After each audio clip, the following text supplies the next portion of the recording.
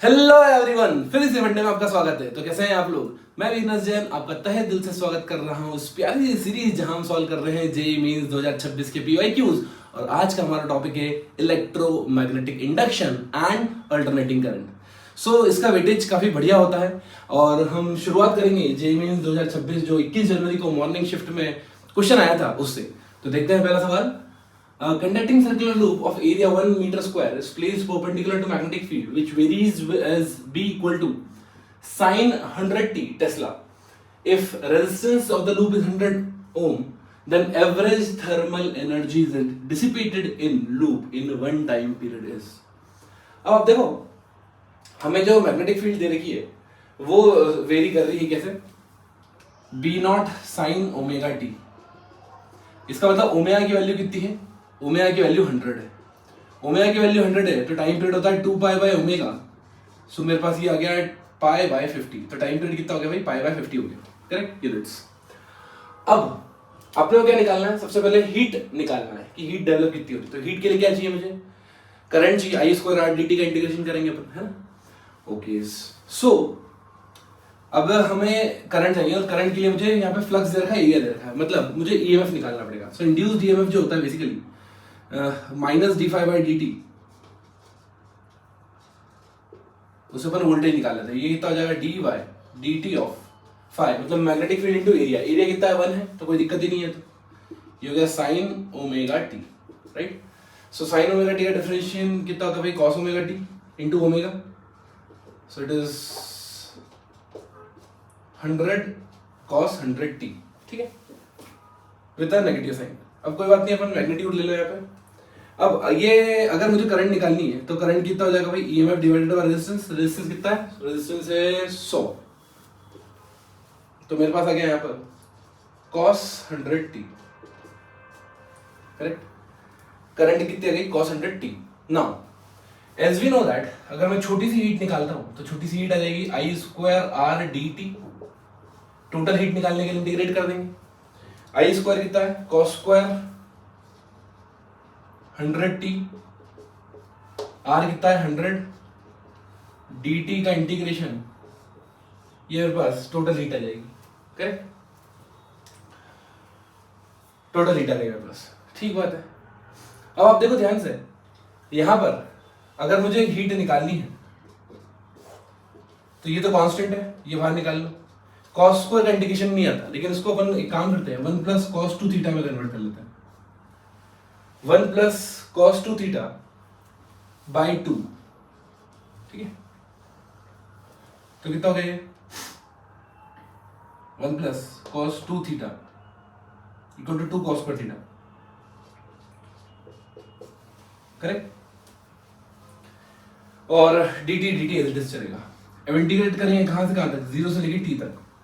एक चीज देखो आप, ये हो जाएगा 2 बाहर निकाल लो, यहाँ पे 1 का इंटीग्रेशन हो जाएगा t, और ये जो इंटीग्रेशन है 0 से t में cos 200 t dt।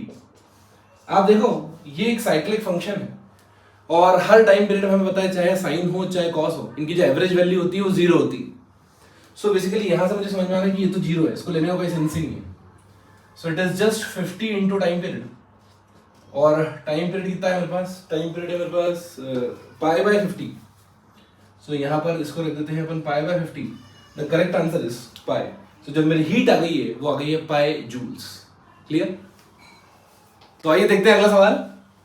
A current carrying coil is placed vertically and a particle of mass m charge q is released from rest. Particle moves along the axis of solenoid. If g is the acceleration due to gravity and a is the acceleration of charged particle, will satisfy a equal to g, a less than g, more than g. अब देखो क्या दे रखा है situation. ये एक solenoid है इस तरह से और एक पार्टिकल गिर रहा है, ठीक है? पार्टिकल गिर रहा है और ये चार्ज पार्टिकल है। तो ये m मास q चार्ज और ये जा रहा है इस तरह से नीचे। अब it is starting from rest, correct? तो क्या होगा? अब इसकी धीरे धीरे धीरे धीरे, क्योंकि g नीचे लग रहा है ना, तो उसकी वेलोसिटी धीरे धीरे बढ़ती जाएगी। अब वेलोसिटी बढ़ेगी, लेकिन वेलोसिटी किस दिशा में बढ़ेगी? वेलोसिटी बढ़ेगी इसी दिशा में, डाउनवर्ड डायरेक्शन में, और अगेन से in the direction of g। But हमें ये भी पता है कि इसके कारण जो ये जो सॉलिनॉइड है। अब इसके कारण में ये मैग्नेटिक फील्ड होगी इसमें, और इस मैग्नेटिक फील्ड के कारण कुछ फोर्स लगेगा। तो अपन ये देख लेते हैं, इसकी मैग्नेटिक फील्ड या तो ऊपर होगी या नीचे, है ना, इसी दिशा में होगी। And we know that magnetic field के कारण जो फोर्स लगता है वो क्यू वी क्रॉस बी लगता है, q v B sine theta. इसका मतलब अगर एंगल 0 डिग्री है, वेलोसिटी भी इधर ही है और मैग्नेटिक फील्ड भी इधर ही है, दोनों के बीच में एंगल कितना है 0 डिग्री, तो मैग्नेटिक फोर्स तो कितना हो गया 0। इसका मतलब सोलेनॉइड के अंदर जब ये पार्टिकल ऐसे ड्रॉप हो रहा है तो उसको मैग्नेटिक फील्ड के कारण कोई फोर्स लग नहीं रहा है, तो मैग्नेटिक फील्ड को इंटरेक्शन करने को लेना ही नहीं है। तो अब देखो यार, मतलब है ही नहीं, बात ही खत्म हो गई है। तो एक्सेलरेशन क्या होगा, जी के बराबर, क्योंकि सिर्फ एक ही फोर्स लग रहा है, that is due to the earth, और वो इस तरह से फॉल करता रहेगा। बच्चे बहुत गलती करते हैं इसके अंदर, क्योंकि सिंगल रिंग वाला जो केस होता है, मान लीजिए रिंग है और यहाँ से मैंने कोई पार्टिकल को फेंका इस तरह से, तो अब जो आंसर आता है वो a लेस देन g आता है। तो बच्चों को ये स्टैंडर्ड केस तो याद होता है, लेकिन ये सिंपल सा केस है, थोड़ा सा मॉडिफाई करते हैं हमने और बच्चों के लिए ट्रैप बन जाता है। तो आइए देखते हैं अगला सवाल। 1 meter long metal rod AB complete the circuit as shown in the figure. Area of the circuit is perpendicular to the magnetic field, that is 0.1 Tesla, and resistance of the circuit is 2 ohm. Then the force needed to move the rod towards right with constant speed V equal to 1.5 meter per second is dash Newton. So basically ये दे रखा है आपको कि एक system है जहाँ पर magnetic field पूरी जगह है और यहाँ पे एक रेजिस्टेंस लगा हुआ है, एक रॉड लगी हुई है, उसको मुझे कांस्टेंट वेलोसिटी से मूव करना है, तो कितना फोर्स रिक्वायर्ड होगा। अब आप देखिए कि जब भी मान लीजिए एक रॉड है, रॉड में ऐसे मान लीजिए ये रॉड है, तो जो रॉड मैग्नेटिक फील्ड में मूव करती है तो बैटरी बन जाती है, और बैटरी का ईएमएफ कितना होगा, क्यू वी क्रॉस बी। सो ये बैटरी कुछ इस तरह से बन जाएगी, राइट। फोर्स लगेगा क्यू वी क्रॉस बी, और जो ईएमएफ होगा वो बिल हो जाएगा PIL, राइट। सो ये जो बैटरी बन गई BVL, राइट, BVL बैटरी बन गई, ठीक है, BVL, और फोर्स लगता कहाँ है, V क्रॉस B, मतलब ऊपर वाला है पॉजिटिव, नीचे वाला नेगेटिव, BVL अपने पास EMF आ गया। अच्छा, अगर BVL EMF आ गया, इसका मतलब मेरे पास करंट है क्या, सर्किट में करंट कितना फ्लो हो रहा है, it is BVL by resistance R, correct. Okay, अब करंट फ्लो होने लग गया। नाउ वी नो दैट कि इस रॉड में जहां करंट फ्लो हो रहा है और ये मैग्नेटिक फील्ड में मूव कर रही है, तो इसके ऊपर फोर्स कितना लगेगा, बिल BIL, और I कितना है, it is BVL by R, right. तो ये फोर्स आ गया। अब आपको वैल्यू डालनी है इन सब की। सो मैग्नेटिक फील्ड कितनी है, मैग्नेटिक फील्ड दे रखी है अपने को 1/10, सो B स्क्वायर आ गया 1/10 इंटू 1/10। वेलोसिटी कितनी है, वेलोसिटी है 1.5, दैट इज 3/2। लेंथ कितनी है, लेंथ मेरे को दे रखी है 1 metre, so 1 square divided by resistance कितना है, रेजिस्टेंस दे रखा है अपने को 2, करेक्ट। रेजिस्टेंस हमें 2 दे रखा है, 2 ohm. So as we can see here that is 3/4, ये 10 इंटू 10 100 हो गया, तो इसको 100 नीचे रहने दो, correct. 0.75 into 10 to the power -2 newton is the correct answer. 0.75 into 10 to the power -2 newton. तो आइए देखते हैं अगला सवाल। A capacitor C first charged fully with potential difference V0 and then disconnected from battery. The charged capacitor is now connected across inductor of inductance L. In t seconds, 25% of the initial energy is transferred to the inductor. You have to find the value of t. अब देखो LC oscillation का सवाल है ना, और मुझे ये बात पता है कि भाई इनिशियल एनर्जी जो है वो कितनी है, टी टाइम में 25% चली गई इंडक्टर को, ठीक है। अब ये जो फॉर्मूला होता है चार्ज, मुझे पता है ऑसिलेटिंग चार्ज आता है, दैट इज अगर मैं कैपेसिटर के ऊपर चार्ज निकालूं तो आता है मेरे पास ओमेगा टी का function, right, Q0 cos omega t. t equal to 0 पे मैं मान रहा हूँ कि इसके ऊपर फुल चार्ज था, है ना, t इक्वल टू 0 पे लिखा हुआ है यहाँ पर, it is fully charge to potential difference V0, और यहाँ पर फुल चार्ज मान लेते हैं अपन इसको। अब क्या हो रहा है कि भाई 25% चली गई एनर्जी है, 25% एनर्जी अगर इंडक्टर को चली गई, इसका मतलब अभी भी 75% एनर्जी है।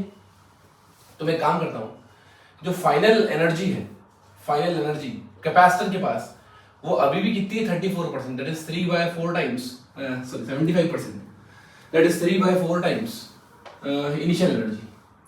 सो half Q square by 2C जो होता है, Q square by 2C is equals to 3/4 Q initial square by 2C। Capacitance change हो नहीं रहा है, तो इसका मतलब जो फाइनल चार्ज आ गया मेरे पास वो आ गया √3/2 टाइम्स इनिशियल चार्ज, जिसको मैंने Q0 बोल दिया, करेक्ट। इसका मतलब ये है, पूछ रहे हैं आपसे कि भैया जब टी इक्वल टू जीरो पे टाइम जीरो था, टी इक्वल टू जीरो पे जब अपन ने इंस्ट्रक्शन मतलब इनिशियल पॉइंट ले रखा था, और 25% एनर्जी जब चली गई है तो उसके बाद अभी भी इसके ऊपर चार्ज √3/2 बचा हुआ है। सो अब देखो, अगर मैं इसको यहां रखता हूं √3/2 cos ओमेगा टी, ये कट आएगा cos omega T equal to √3/2। √3/2 का मतलब ये हुआ कि 30 degree π/6 omega T, right. Omega का मतलब 2π/t, कैपिटल टी दे रखा है क्या? नहीं दे रखा, तो अपन टाइम पीरियड के टर्म्स निकाल लेंगे इसको। मतलब t/12 इक्वल टू t, जो टाइम पीरियड आया वो t/12 आया। अब आपको पता है जो LC ऑसिलेशन होता है, जो टाइम पीरियड होता है वो होता है 2π√LC, पर हमें जो टाइम चाहिए वो t/12 चाहिए। So 2π√LC divided by LC divided by 12, that is π/6 √LC। This is the correct answer. तो आइए देखते हैं अगला सवाल। XPQI is vertical smooth loop having a resistance R where PX parallel to QI. Separation is L. B is perpendicular to the plane of the loop everywhere in the space. A rod CD of length capital L, which is greater than a small l and mass m, is made to slide down from rest under the gravity. You define the terminal speed achieved by the rod. अब देखो, ये JEE mains का एक culture है कि जो advance में सवाल आए हुए होते हैं उनको वो 2 साल में आसपास ले आता है वापस से मेंस में। तो ये लास्ट ईयर इस तरह का सवाल मेंस से पूछा गया था, है ना, लास्ट ईयर या लास्ट ईयर, मतलब रिसेंटली पूछा गया था ये सवाल। देखो क्या करना होता है इसके अंदर, यहाँ पर मान लीजिए मैंने u इक्वल टू 0 स्पीड से इसको छोड़ दिया, मतलब रेस्ट से छोड़ दिया, ग्रेविटी इसको नीचे पुल करेगी, जब ग्रेविटी पुल कर रही होगी तो उसके पास वेलोसिटी आएगी और रॉड मैग्नेटिक फील्ड में मूव कर रही है तो उसके पास फ्लक्स आ जाएगा, मतलब ईएमएफ आ जाएगा, इंड्यूस्ड ईएमएफ। उसके कारण करंट फ्लो होगी तो मैग्नेटिक फील्ड में एक रॉड है उसके ऊपर फोर्स लगेगा। अब टर्मिनल वेलोसिटी कब अचीव होती है? मान लीजिए कि ये रॉड चलते इसके पास टर्मिनल वेलोसिटी अचीव होगी। टर्मिनल वेलोसिटी तब अचीव होती है जब नेट फोर्स पार्टिकल के ऊपर 0 हो या एक्सेलरेशन 0 हो। तो एक फोर्स तो लग रहा है mg का, मतलब यहाँ पर मैग्नेटिक फील्ड का फोर्स अगर mg के फोर्स को बैलेंस कर पाए तो ये टर्मिनल वेलोसिटी अचीव करने की कंडीशन बन जाती है। दूसरी इंपॉर्टेंट चीज कि ये रॉड की लेंथ कुछ भी हो उससे फर्क नहीं पड़ता है। ये जो लूप बन रहा है हमारा, है ना, यहाँ पर अगर मैं इसको लूप देखूं तो फ्लक्स अपन जो निकालेंगे वो इस लूप में से निकालेंगे, राइट। सो जो d∅/dt होगा वो लूप में होगा, तो जो ईएमएफ इंड्यूस्ड होगा वो इस लूप में होगा और वो पूरा इंड्यूस्ड इस रॉड के कारण होगा, ठीक है। तो कैपिटल एल का तो कोई कॉलम ही नहीं है यहाँ पे। सो जो ईएमएफ भी आएगा रॉड के पास वो आएगा BV into small l, distance between these two, ठीक है।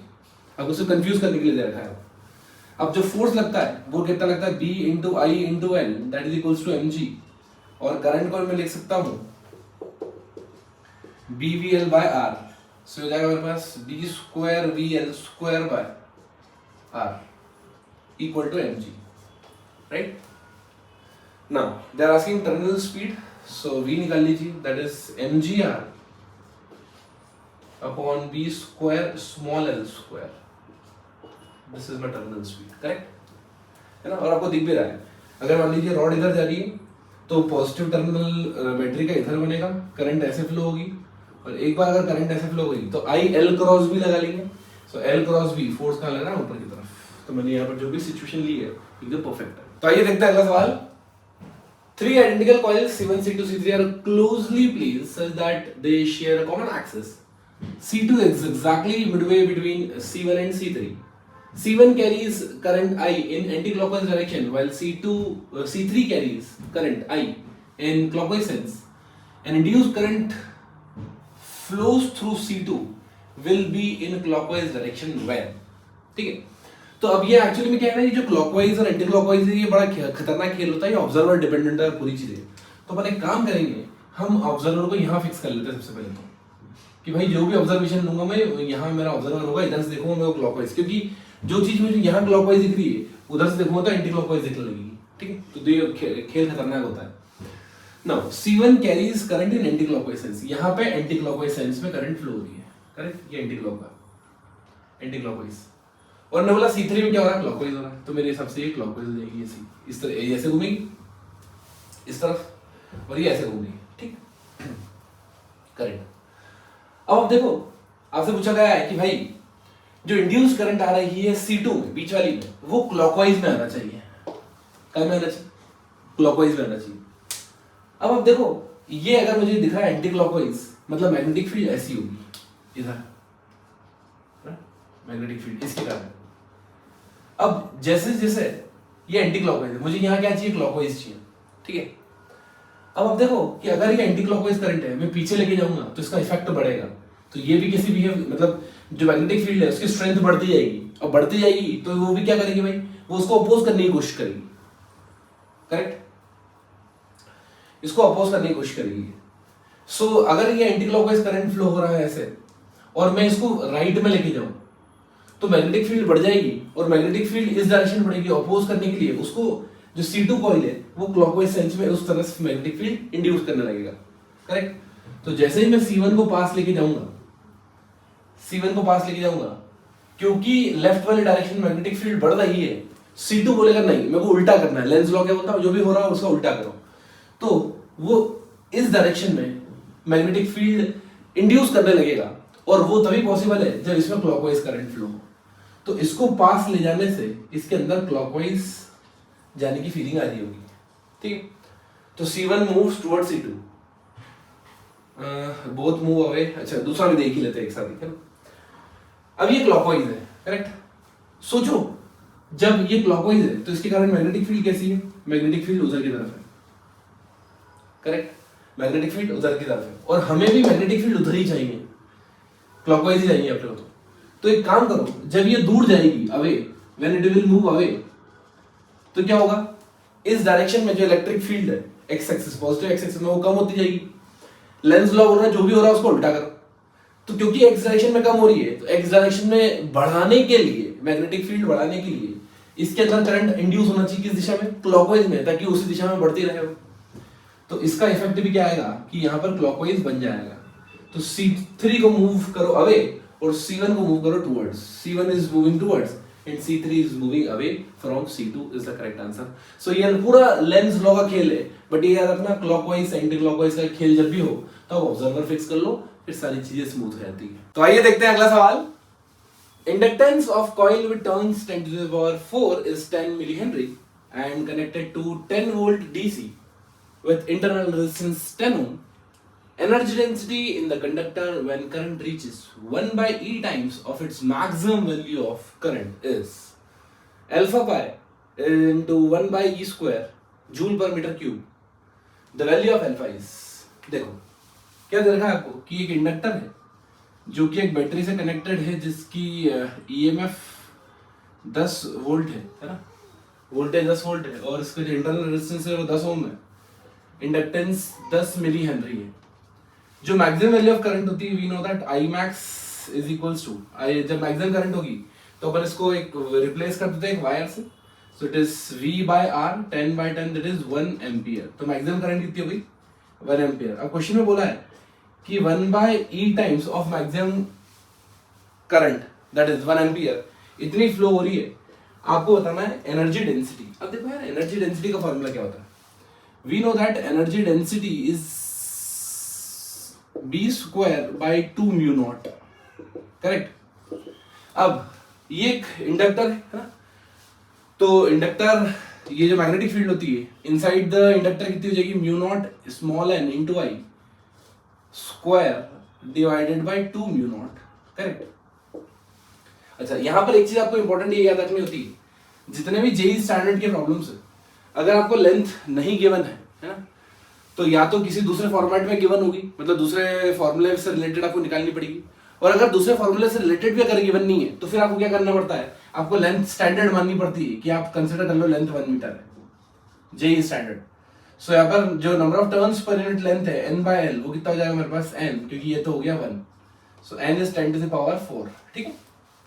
तो यहाँ पर अगर मैं सबकी वैल्यू सब्स्टिट्यूट करूँ तो ये हो जाएगा मेरे पास mu naught that is 4 pi into 10 to the power -7 into n square that is 10 to the power 8 into 1 by E square divided by 2 mu naught, 2 बस 2, करेक्ट। एक म्यू नॉट से म्यू नॉट कट गया। So मेरे पास क्या बचा, मेरे पास बचा pi by e square, pi by e square, right. So ये जाएगा 2 pi 10 to the power minus, ये माइनस माइनस कट गया, 1 बचा 10 by e square. So 20 pi by e square is the correct answer. अब अल्फा की value कितनी होगी मेरे पास, 20। बहुत ही आसान था। तो ये देखते हैं अगला सवाल। Electric power line of 2 ohm delivers 1 kilowatt of power of 250 volt. The percentage efficiency of transmission line is. आपको ट्रांसमिशन लाइन की परसेंटेज इफिशियंसी निकालना है, ठीक है। चलो, तो बेसिकली आपको पता है कि जब एक पोल से दूसरे पोल में अपन करंट भेजते हैं तो जो वायर्स काफी लंबे होते हैं तो उनमें रेजिस्टेंस होता है, उसके कारण लॉसेस होते हैं, राइट। सो जो पावर लॉस होता है, बेसिकली पावर लॉस जो होता है वो होता है I square R, where I is the current in the wire divide into resistance of the wire, है ना। अच्छा, तो सबसे पहले काम करते हैं पर करंट निकाल लेते हैं। अब इनपुट पावर कितनी है, इनपुट है मेरे पास डिलीवर्स, है ना, ये डिलीवर है। बेसिकली इनपुट पावर निकालना है अपने को, और डिलीवर कितनी हो रही है, डिलीवर हो रही है 1000 वॉट, 1 किलोवाट डिलीवर हो रही है, ठीक है। अब देखो ध्यान से, we know that power is equals to V into I. Power कितना है, पावर है 1000, वोल्टेज है 250, तो करंट हो गया 4 ampere. If current is 4 ampere, I can right जो लॉस, पावर लॉस होगा वो होगा 4 इंटू आर। आर कितना, 2 है, राइट, 32, ठीक है, 32 what. 32 what is the correct answer. अब आंसर आपने से पूछा बेसिकली परसेंटेज एफिशिएंसी निकालना, तो एक काम करते हैं, जो नेट पावर है, राइट, इनपुट, वो कितना होगा भाई, आउटपुट पावर प्लस लॉस, ये तो इनपुट होगा 1032। सो इफिशिएंसी जो आती है वो आउटपुट अपॉन इनपुट आती है, power output upon power output upon power input into 100%। So it is 1, output कितना है 1000, इनपुट कितना है 1032 इनटू 100%। सो ये कितना हो गया, approximately 96.9%। This is the correct answer. Clear. तो आइए देखते हैं अगला सवाल। Figure shows the circuit that contains 9 ohm each and 2 inductors 4 millihenry each. The reading of ammeter at the moment when key is turned on is dash ampere. You have to find the current. देखो भाई, आपने current निकालना है। 2 inductor दे रखे हैं, 3 resistor दे रखे हैं, ये की है, जैसे की क्लोज की तो आपको एमीटर की रीडिंग बतानी है। यू नो दैट एक बेसिक सा कॉन्सेप्ट है, जैसे ही मैं की क्लोज करता हूँ एट t इक्वल टू 0, जो इंडक्टर है वो कैसे बिहेव करता है, एज ओपन सर्किट, है ना, मैं करंट नहीं जाने दूंगा। जब ये ओपन सर्किट है तो उसको हटा ही दो ना, यहाँ से ये हटा दो, यहाँ से ये हटा दो, यहाँ से। इसका मतलब अब मेरे पास सर्किट ये हो गया, और अगर सर्किट ये है तो यहाँ से करंट ऐसे फ्लो होगी, ये क्लोज हो चुका है ना, ये क्लोज हो गई, तो ये करंट इधर से फ्लो होके यहाँ आ जाएगी, बस। सो अब देखो, जो नेट रेजिस्टेंस है वो सिर्फ 9 ओम है। सो जो करंट होता है वो V net divided by R net होता है। नेट पोटेंशियल कितना है 9, और नेट रेजिस्टेंस भी है 9, तो मेरे पास जो करंट आई है वो आई है मेरे पास 1 एम्पियर। तो आइए देखते हैं अगला सवाल। A conducting circular loop is rotated about diameter with angular velocity 100 radian per second in a magnetic field 0.5 Tesla perpendicular to the axis of rotation. When loop is rotated by 30 degrees from the horizontal, the induced EMF is 15.4 millivolt. The radius of the loop is dash m. अब देखो यहाँ पे क्या देखा है कि जिसे मान लीजिए ये लूप है ना, और ये इसकी एक्सिस है इस तरह से, है ना। अब उन्होंने बोला कि भाई पहली बात तो जो मैग्नेटिक फील्ड है वो इसके प्लेन के परपेंडिकुलर, तो मैग्नेटिक फील्ड ऐसी मान लिया अपन, इस तरह से मैग्नेटिक फील्ड है ये, करेक्ट। एरिया वेक्टर और एरिया वेक्टर भी ऊपर और मैग्नेटिक फील्ड भी इधर, दोनों के बीच में एंगल क्या मान लिया अपन ने, 0 मान लिया, ठीक है। अब उन्होंने बोला कि लूप को अगर अपन ने हॉरिजॉन्टल से 30 डिग्री टर्न कर दिया, तो जो लूप पहले 0 एंगल बना रहा था अब वो कितना एंगल बनाने लग गया, यहाँ से लेट्स से 30 डिग्री, इधर से 30 डिग्री टर्न करोगे तो इधर भी 30 डिग्री टर्न हो जाएगा एरिया वेक्टर भी, करेक्ट। सो जब फ्लक्स आता है बेसिकली वो कितना हो गया अपना BA cos थीटा। cos थीटा is nothing, it is cos omega t, right. So EMF का अगर मैं मैग्नीट्यूड निकालूं तो कितना हो जाएगा, B omega A sine omega t. क्यों? क्योंकि अपन उसको डिफरेंशिएट करेंगे कॉस थीटा को। सो ओमेगा बाहर आ जाएगा, है ना, chain rule basically omega t का माइनस साइन ओमेगा टी, और फिर चेन रूल आएगा तो ओमेगा आ जाएगा। तो उसे मैग्नीट्यूड की बात कर रहे हैं। अब ईएमएफ कितना है, 15.4 milli volt. 15.4 into 10⁻³ magnetic field is 0.5, omega is 100, area is area निकालना है, तो रेडियस निकालना है एक्चुअली में, pi are square. So it is 22/7 into are square into cos omega t. Basically अपन डायरेक्ट डाल देते हैं इसको, sin 30 is 1/2, right. sin 30 is 1/2। Okay, so 50 यहाँ पे आप देखो 22 इंटू 14 दैट इज 154, ये 1.4 हो गया, है ना। और ये कितना हो गया, 7 इंटू 2 14। अच्छा ठीक है, तो 14 इंटू 2 14 इंटू 14 इंटू 10⁻⁻, एक काम करते हैं, इसको 14 रन देते हैं, ये हो जाएगा 10⁻⁴ और ये 10⁻�6, that is equals to R square. So कितना आ गया मेरे पास, 14 एक और आ गया था, 14 इंटू 14, तो ये कितना आ जाएगा 14 mm। रेडियस कितना आ गया मेरे पास, 14 mm। क्लियर? तो आइए देखते हैं अगला सवाल। A 20 meter long uniform copper wire held horizontally is allowed to fall in the gravity through a uniform horizontal magnetic field 0.5 Gauss perpendicular to the length of the wire. The induced EMF across the wire it travels through vertical distance of 200 meter is dash millivolt. तो देखो question में क्या दे रखा है कि भाई जो coil है वो इस तरह से गिर रही है, और कितना गिर गई भाई, 200 मीटर नीचे जा चुकी है वो ऑलरेडी, ठीक है। अब फ्री फॉल हो रहा है, तो एक्सेलरेशन जो की है वो जी की तरफ है, डाउनवर्ड डायरेक्शन में। तो जो वेलोसिटी कितनी हो जाएगी उसकी, v² equal to initial velocity 0, so it is 2as, right. So displacement में नीचे, एक्सेलरेशन में नीचे, दोनों माइनस माइनस हो गया, मेरा काम खत्म हो गया। तो ये हो जाएगा 2 into 10 into 200, so that is 20 इधर बाहर आ गया, ये आ गया 20√10 मीटर पर second. This is the velocity, ये वेलोसिटी है। अब मुझे क्या निकालना है, मुझे ईएमएफ निकालना है। सो ईएमएफ क्या होता है, ईएमएफ होता है BVL, राइट। मैग्नेटिक फील्ड कितनी है, गॉस में दे रखी है 0.5 गॉस, इसको टेस्ला में कन्वर्ट कर लो, 10⁻⁴ टेस्ला, राइट। वेलोसिटी कितनी है 20√10, और L कितना है 20 मीटर, 200 मीटर, ठीक है। Now this 2 gate cancelled with this 2, यहाँ पे 2 जीरो बचे हैं, यहाँ पे 1 2 3, ये 3 जीरो से 3 जीरो कट गया, एक 10 बचा नीचे। सो इट इज 2√10 डिवाइडेड बाय 10। पर आंसर एक्चुअली में मिली में चाहिए, तो एक काम करो 1000 का मल्टीप्लाई कर दो तो ये मिली वोल्ट हो जाएगा। ये हो गया मेरे पास 200√10 millivolt is the correct answer. Clear? EMF कितना है BVL, मैग्नेटिक फील्ड कितनी है, मैग्नेटिक फील्ड अपना गॉस में दे रखी है। सो it is 0.5 into 10⁻⁻⁴ Gauss. Velocity कितनी है मैंने निकाली है 20√10। लेंथ कितनी है, लेंथ क्वेश्चन में दे रही है 20 मीटर। सो मेरे पास कितना आ गया, ये मिली में निकाला, right. We want the answer in milli volt. So एक काम करो, ये 10⁻, ये पॉइंट्स है ना, ये काट दो, ठीक है। तो ये कितना हो गया अपने पास 1/2 है, राइट। ये 1/2 से 2 काट दिया मैंने, 10 बचा मेरे पास, 10 से ये काट दिया तो मिली बचा। मेरा आंसर आ गया 20√10 millivolt. This is the EMF. तो आइए देखते हैं अगला सवाल। A simple pendulum of mass 10 gram is connected with a metal wire of length 10 centimeter is suspended in a uniform magnetic field of 2 Tesla.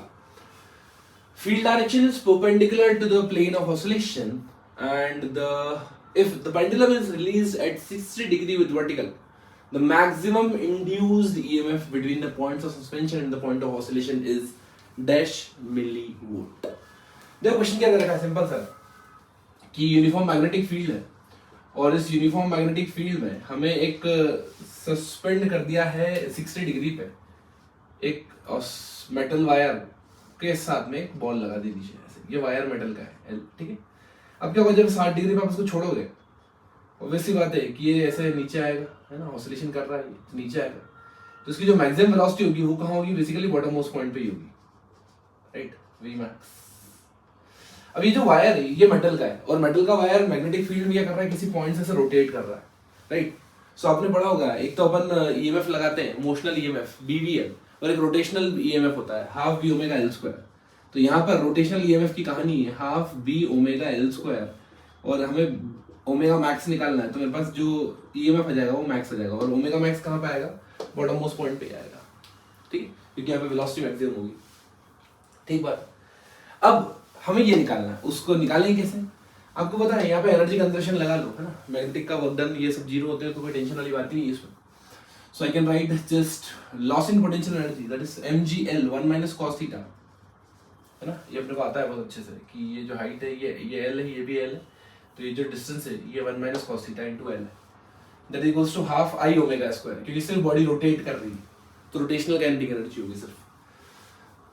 अब क्योंकि ये पॉइंट मास है तो इसको लिख सकता हूं मैं ml square omega square mgl 1 minus cos 60, cos 60 is 1/2, तो 1/2 से 1/2 कट गया, m से m कट गया, so g by l square is equals to omega square.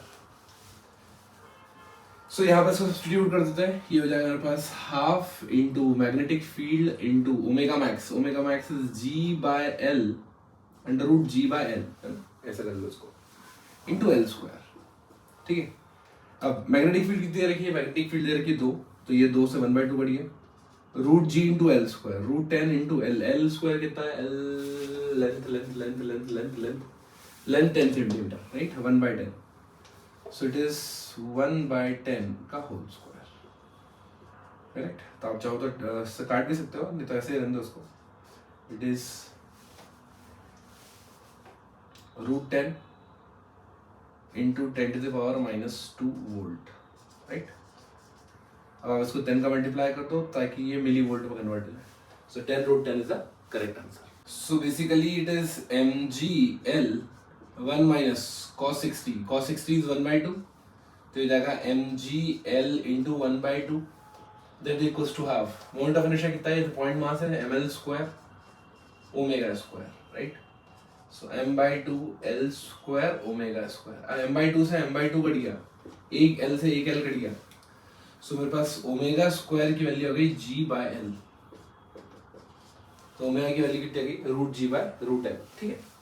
अब ईएमएफ निकालना है मुझे मैक्सिमम, तो कितना हो जाएगा, half into B into omega max, that is root g by root l, root g by root l into L square, ठीक है। तो ये कितना हो गया, बी, मैग्नेटिक फील्ड कितनी है, मैग्नेटिक फील्ड 2 टेस्ला है, तो ये कट गया, 2 से 1/2 कट गया, रूट जी कितना है भाई, रूट जी है मेरे पास 10, अब देखो ये 10 सेंटीमीटर है, 10 सेंटीमीटर का मतलब 1/10, तो 1/10, और ये कितना हो गया अपना 10 सेंटीमीटर, तो 1/10 का स्क्वायर, ठीक है।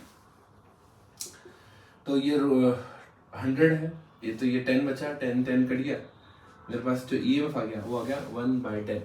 अब मिली में निकालना एक्चुअली में, तो आप एक काम करो 100 मिली वोल्ट कर दो उसको, द करेक्ट आंसर इज 100। तो आइए देखते हैं अगला सवाल। Using a variable frequency AC voltage source, the maximum current used in the figure in the given LCR circuit is 50 milliampere for V equal to 5 sin 100t. The capacitance used is dash microfarad. अब आप देखो series LCR circuit है और मेरे से पूछ रहे हैं कि मैक्सिमम करंट कब आती है। हमें पता है मैक्सिमम करंट रेजोनेंस पे आती है जब XL इक्वल टू XC होता है और ओमेगा की वैल्यू कितनी हो जाएगी इस केस में 1/√LC। अपने C पूछा गया है, it means they are asking 1/ओमेगा² इनटू L।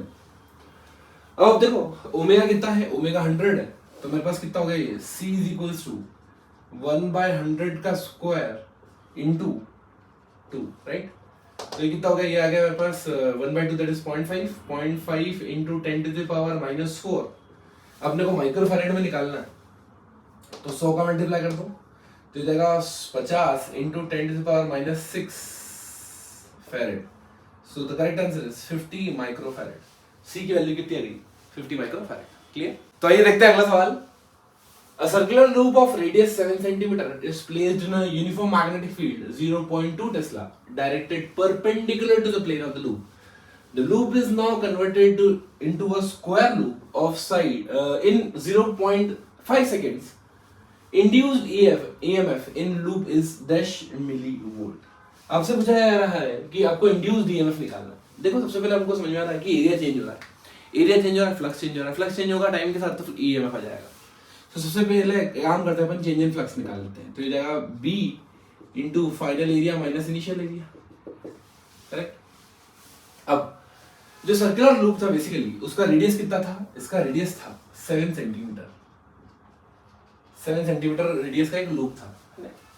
तो इसका एरिया कितना है, इसका area basically pi are square. तो एरिया कितना हो गया इसका, इनिशियल एरिया हो गया हमारे पास 22/7 into 7 centimetre into 7 centimetre. That is, एक काम करो उसको, चलो इसमें रहने देते हैं, या पाई, अभी इसको ऐसे रहने देते, इसको काटते नहीं है, देखते हैं क्या कॉमन निकलता है ना, सेंटीमीटर स्क्वायर। फिर इसका जो पेरीमीटर है बेसिकली वो कितना है 2 पाई आर। लेंथ जो है इसकी, लेंथ ऑफ द वायर वो कितनी है 2 पाई आर, ठीक है। सो ये 2 इंटू दैट इज 7 सेंटीमीटर की लेंथ है, तो क्या हो गया ये 44, टोटल लेंथ जो हो गई वो कितनी गई 44 सेंटीमीटर आ गई, ठीक है। अब उन्होंने बोला कि हमको उसको स्क्वायर बनाना है, तो स्क्वायर है जिसकी लेंथ टोटल कितनी है, ये 44 होना चाहिए। तो साइड लेंथ कितनी आ गई, इसकी जो साइड लेंथ आ गई वो आ गई 11 सेंटीमीटर, करेक्ट। तो इसका जो एरिया हो जाएगा फाइनल एरिया वो कितना हो गया मेरे पास, ये आ गया बी कितना है 0.2 into final area that is a square, centimetre बाद में कर देंगे इसको, 11 इंटू 11 माइनस इनिशियल एरिया कितना है, इनिशियल एरिया इसको भी एक काम करो आप काटाबटी बचा ही दो, ये हो जाएगा 22 into 154 centimetre square 10 to the power -4 square, ये आ गया मेरे पास 5 बी इंटू ए। ओके, इसका मॉड लगा लेना तो कोई दिक्कत नहीं आएगी आपको नहीं सही तक, ये मैंने मॉड लगा दिया इसका, ठीक। अच्छा, अब EMF निकालना है। सो EMF कितना हो जाएगा भाई, this divided by time, so 2/10 into 154 minus 121, तो कितना बचा ये 3 और 33 into 10 to the power -4 into divided by कितना 0.5। सो मेरे पास EMF आ गया approximately 1.32 millivolt. This is the correct answer. तो आइए देखते हैं अगला सवाल। Suppose a long solenoid of length 100 centimetre, radius 2 centimetre, having turns 500 turns per minute length, carries current I equal to 10 sin omega t, where omega is 1000 radian per second. A square loop of radius, a circular loop of radius 1 centimeter coaxially slided through it with speed 1 centimeter per second. The root mean square current when coil B is inserted 10 centimeter inside the solenoid is alpha by root 2 microampere. Alpha is, you have to consider the resistance of the loop to be 10 ohm. अब देखो simple सवाल है, बिल्कुल tough नहीं है ये। हमें दे रखा है एक लॉन्ग सोलेनॉइड है जिसके अंदर क्या हो रहा है, बेसिकली एक सर्कुलर लूप है जो कि वो ट्रैवल कर रहा है, कोएक्सियली ट्रैवल कर रहा है, ठीक है। उसकी स्पीड कितनी है भाई 1 सेंटीमीटर पर सेकंड। आपसे पूछा जा रहा है कि इंड्यूस्ड करंट कितना होगा। अब आप देखो ध्यान से, जो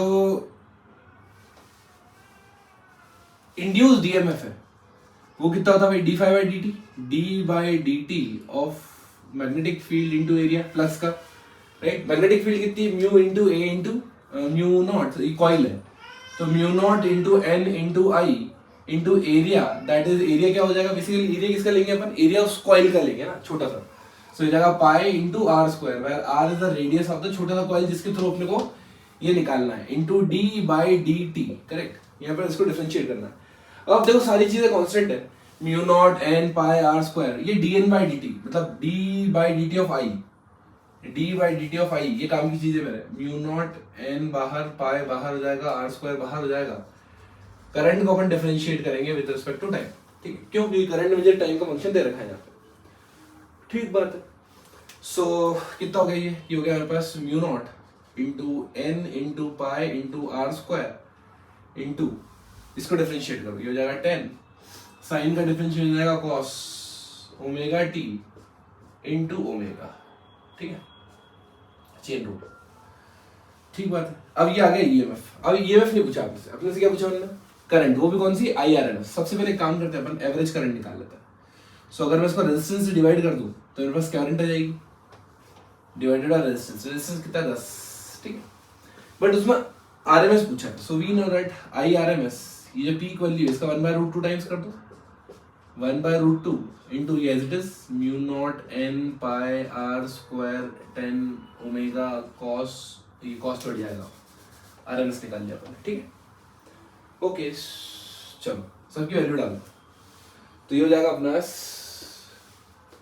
mu naught 4 pi into 10 to the power -7 into small n, number of turns per unit length कितना है 500, that is 500 into pi 22.7 3.14 22/7 r square, r कितना है सर्कुलर लूप का radius 1 centimetre 10 to the power -2 का होल स्क्वायर into 10, ये 10 से 10 तो काट दो, into ओमेगा, ओमेगा कितना है 1000 10 to the power 3 divided by √2, right. अब बेसिकली आप जब आप इसको सॉल्व करोगे तो आपको आंसर आ जाएगा 197 by √2 micro ampere. This is the RMS value of the current. So alpha की जगह पे क्या आएगा 197, क्लियर। तो आइए देखते हैं अगला सवाल। For series LCR circuit connected with 220 volt 50 hertz AC source as shown in the figure, the power factor alpha by 10, the value of alpha is, power factor निकालना है बेसिकली। सीरीज एलसीआर सर्किट दिख रहा है अपने को, and we know that जो power factor होता है वो होता है r by z। cos phi को कैसे लिखते हैं पर, cos phi is by power factor and that is equals to r by z। अब r कितना है, r तो 60 है। अब मुझे इसका क्या निकालना है, नेट इंपेडेंस निकालना है, z निकालना है। So we know that z equal to under root r square plus xl minus xc का whole square, right. So it is 60 square plus 150 minus 70 that is 80 square. ये कितना हो गया भाई 100 स्क्वायर हो गया, मतलब z की वैल्यू कितनी आ गई 100 आ गई, तो यहाँ पर डाल देना 100। सो पावर फैक्टर कितना हो गया हमारे पास 6/10। So the value of alpha is 6, clear? तो आइए देखते हैं अगला सवाल।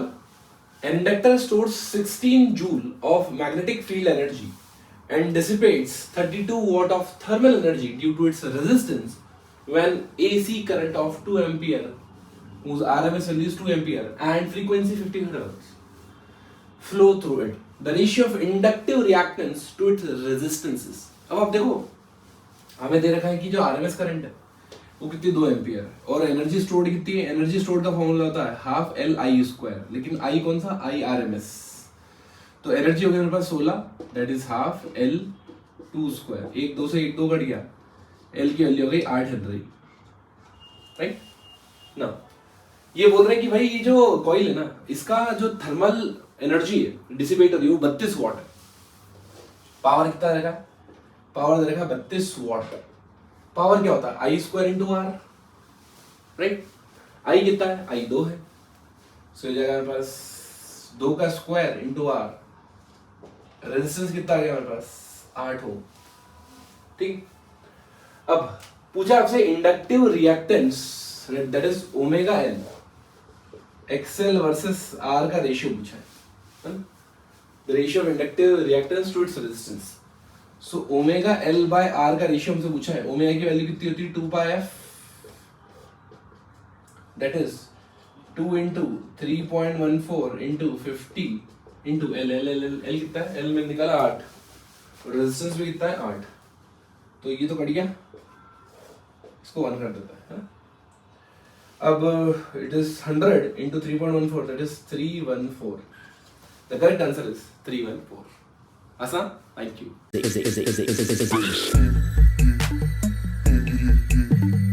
Physics, fun day. Physics, a fun day.